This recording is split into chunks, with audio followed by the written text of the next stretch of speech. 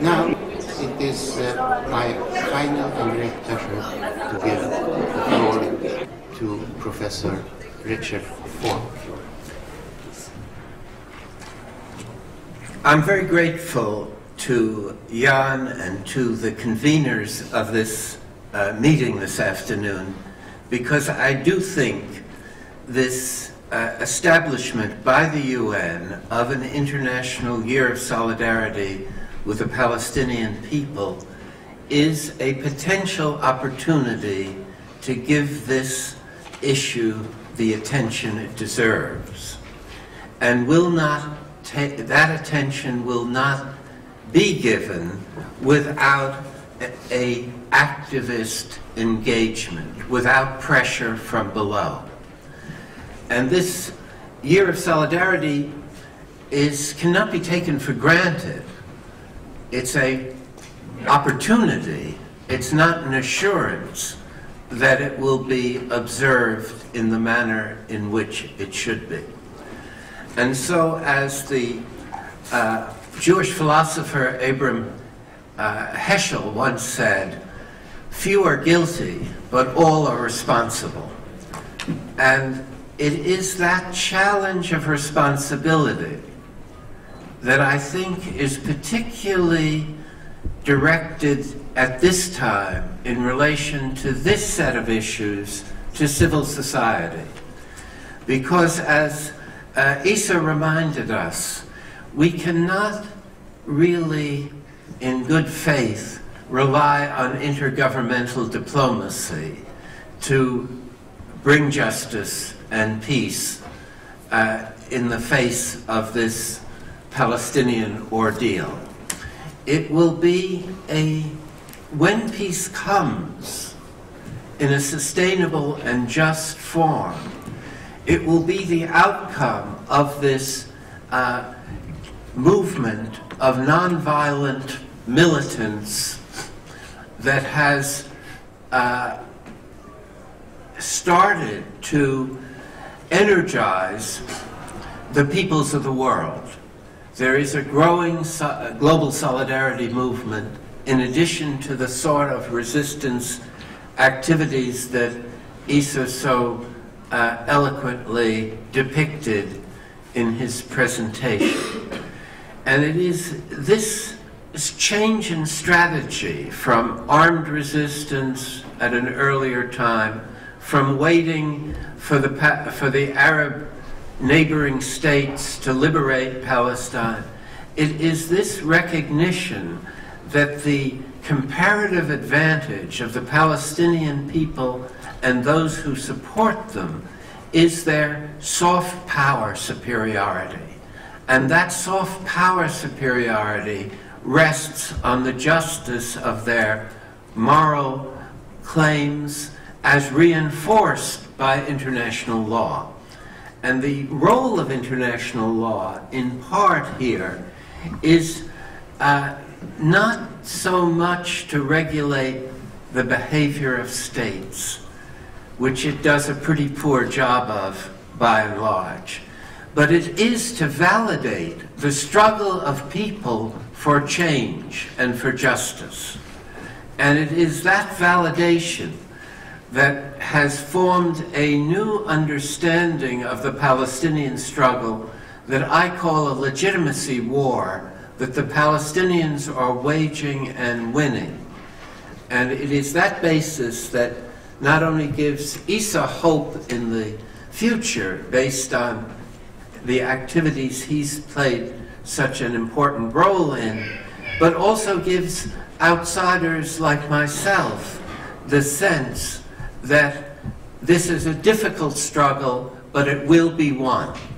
And it will be won not with guns, but it will be won by people engaged and committed and taking risks to oppose the evil structures that have been imposed on the Palestinian people for far too long.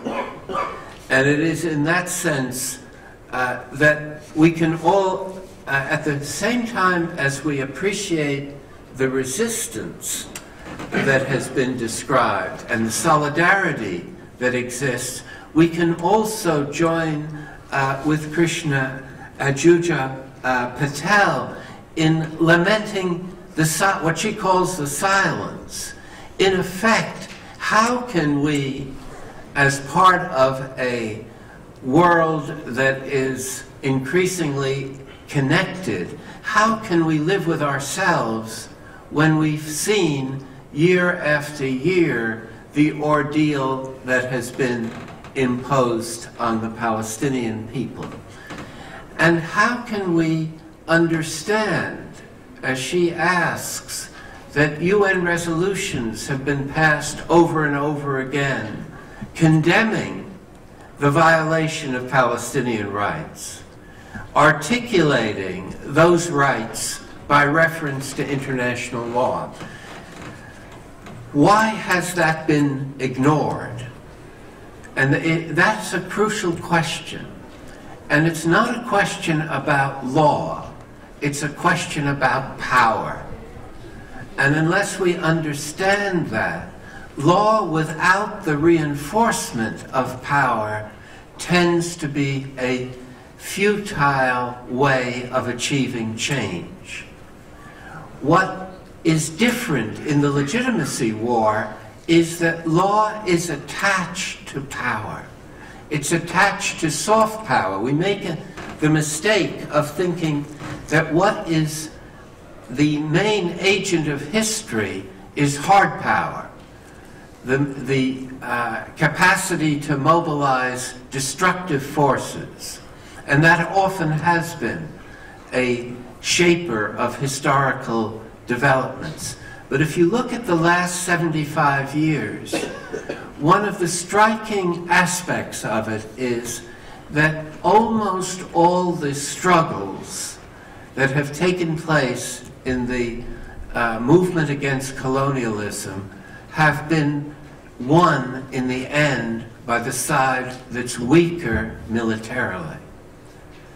In other words, what happened in India, to take the most extreme example of a soft power, militant, nonviolent movement overwhelming the British Empire at its height, was a reinterpretation of what constitutes power. Power is situated with people once they're mobilized. And that overcomes the power of guns and governments. And that's a historical experience that is validated over and over again, but our leaders resist that. Our political leaders are socialized into a form of realism that trusts weaponry and hard power as the basis of security, rather than understands that there's been an enormous transformation in the nature of power that has taken place since the end of the Second World War, and has endowed the peoples of the world, if they're mobilized, with the capacity to achieve fantastic historical changes. One of the arguments that supporters of Israel often make is sort of the opposite of what Krishna asked us about. And that is, there's a complaint, why does the UN spend so much time on Palestine and ignore so many other, or pay less attention to other issues? And I think there's a very important, not often appreciated response to this. More than any other issue of unresolved struggle, the organized international community is responsible for the failure to resolve the Palestinian search for justice and the protection of their rights. Remember, it was the colonialist British Foreign Office, through the medium of the Balfour Declaration, that initially created this problem by promising the Zionist movement a homeland in a territory where the residents for generations, if not centuries, were given no voice. It was pure colonialism, and it was reinforced by the British acting as the mandatory power up until World War II, and then dumping the issue not in the hands of the people living in Palestine, but in the United Nations. It was the United Nations that decreed partition for historic Palestine, and then never followed through. It never fulfilled its responsibility either to see whether this arrangement accorded with the wishes of the people of Palestine, or at least to implement its own proposals, which at least gave 55% of the territory to the Palestinians. After the '67 war, it should be remembered, the Palestinians under occupation have only 22% of historic Palestine, and that's what they've been fighting for. They've been fighting a losing international battle to recover 22%, less than half of what the UN proposed in 1947, which at that time seemed grossly unfair to the resident population. And in that 22%, as we know, Israel has used the failure to find any kind of realization of Palestinian rights to consistently diminish the Palestinian presence in relation to the 22%. We all know about the encroachment of the settlements. Isa showed us that map early in our afternoon, where there is a significant reduction in the Palestinian presence within the 22%, within Jerusalem. And we all know that Gaza has been crippled by this blockade that's gone on for almost 7 years.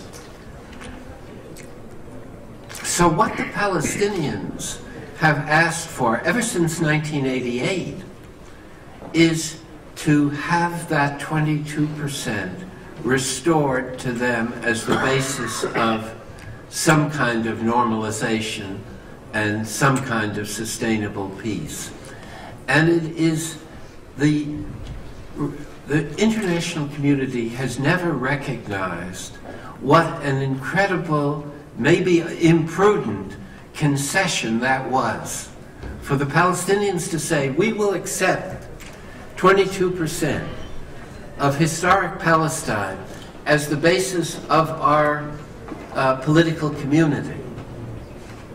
Less than half of what the UN had offered in 1947 was the most dramatic initiative to achieve peace, and it was completely unacknowledged and unreciprocated, and sent a chilling signal that what Israel was seeking was not a sustainable peace on any basis, even on an unfair and unequal basis, but what they were seeking was to appropriate as much of historic Palestine as they could get away with.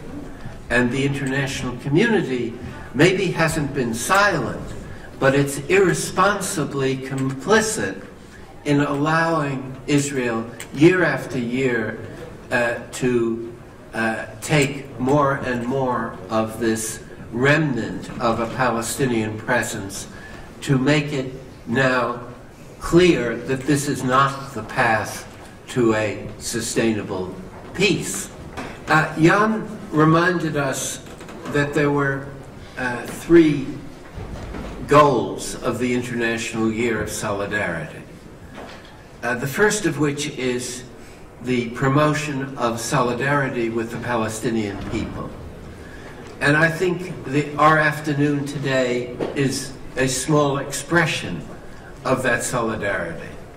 But we should use all our energies to spread that message of solidarity as far and wide as possible.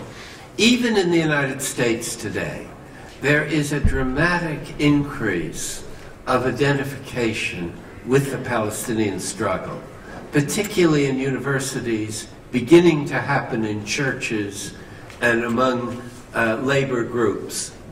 There is a change in the political climate, and that change is expressed partly by the growing strength of the BDS movement.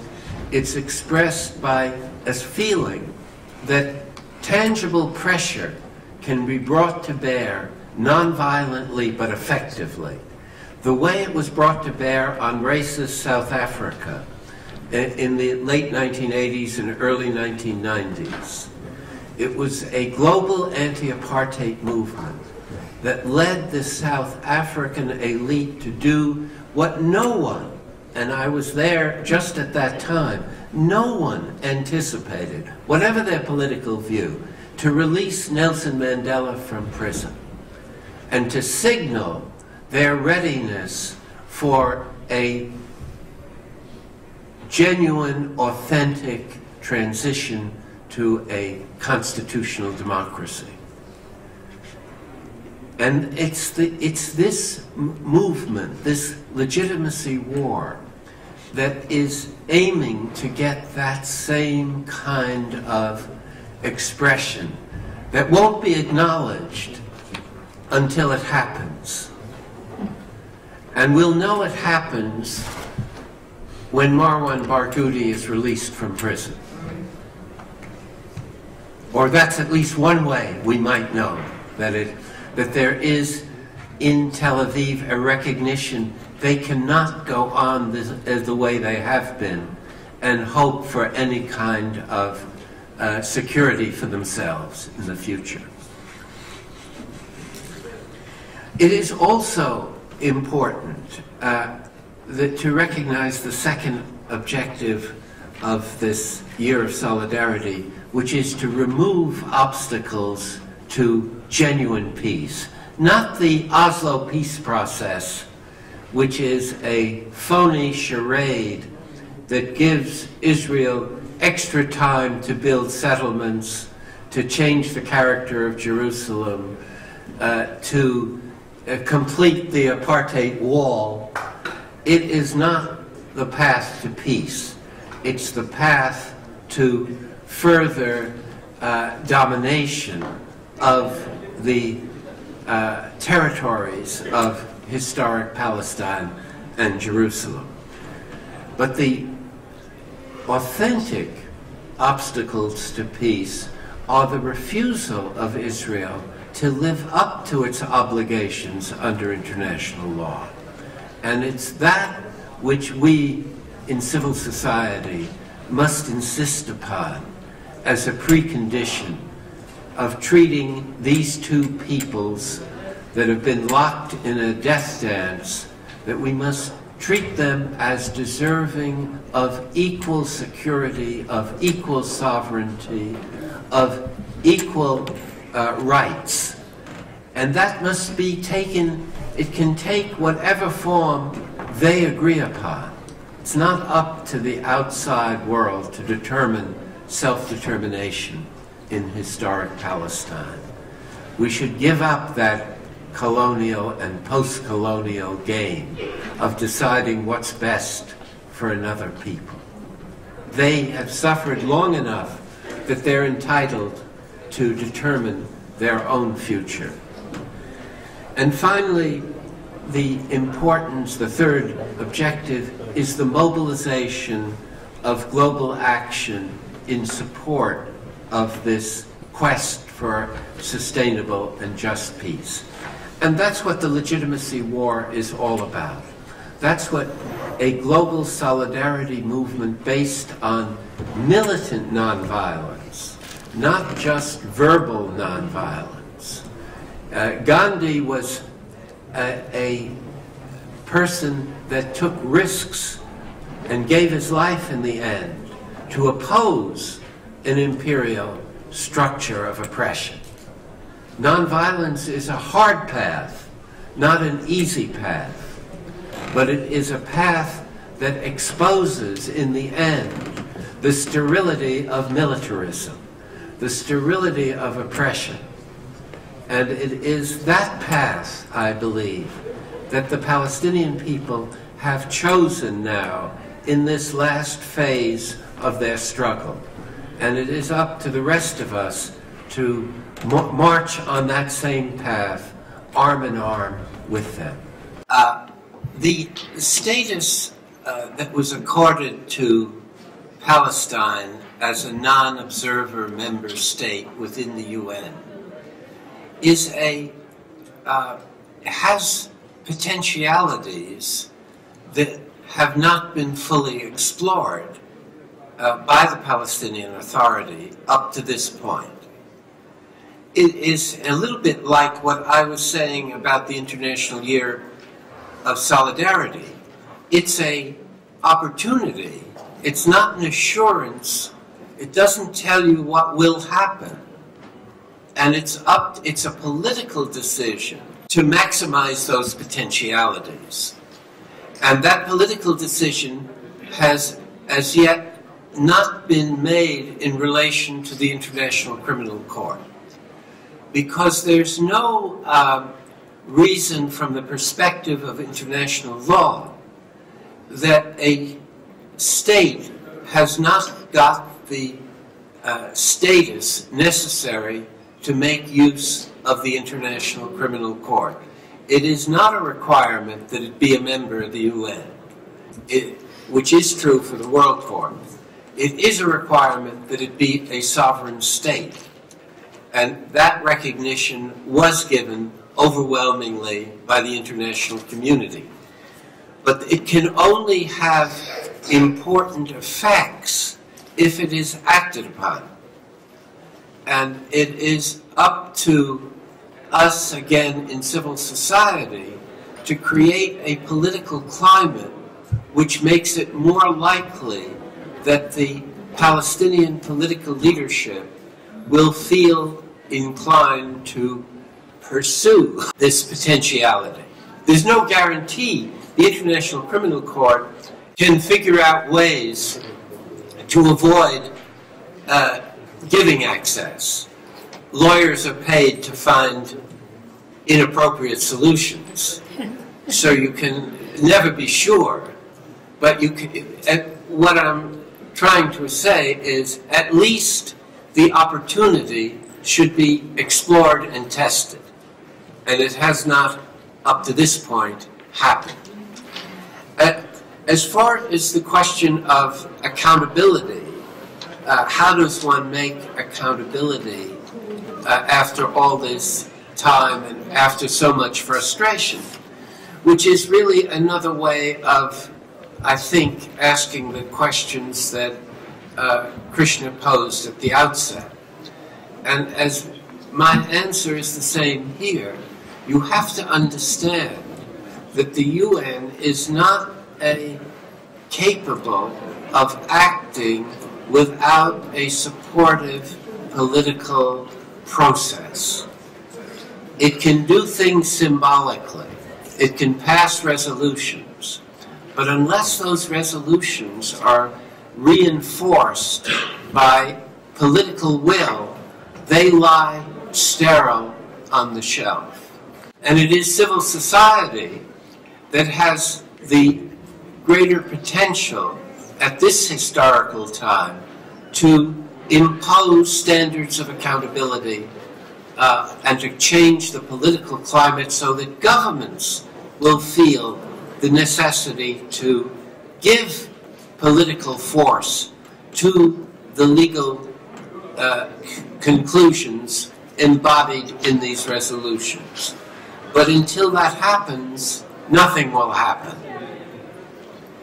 As far as a hope for peace, again, my sense is that hope at this stage depends on the further mobilization of civil society, the continued resistance activities of Palestinians, and a realization that intergovernmental diplomacy is incapable, given the process, given the United States acting as an intermediary when it is the partisan of the stronger of the two negotiating parties. It's an absurd framework if one was serious about diplomacy.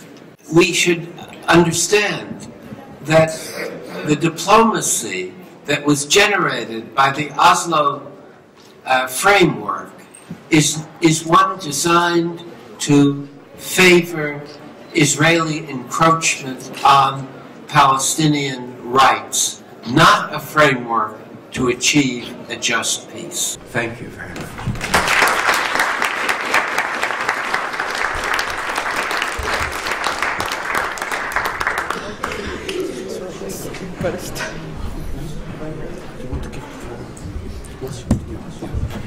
Well, we thank Richard Falk for this contribution.